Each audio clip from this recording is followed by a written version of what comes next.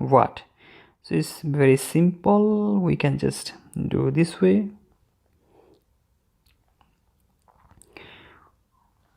Take a look here how we can do that. 3x square minus y square, 3x plus y. This gives us an clue, and here is 1. That means we can just, this value and this value are the same, so we can simply common the term. So we can write 3 power x plus y, then 1 plus 3x minus y divided by 3x plus y. Then it becomes 3x plus y.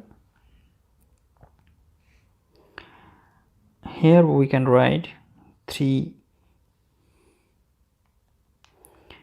3x minus y minus x minus y, x and x cancel, then remains 1 plus 3 negative twice y. So our answer is B.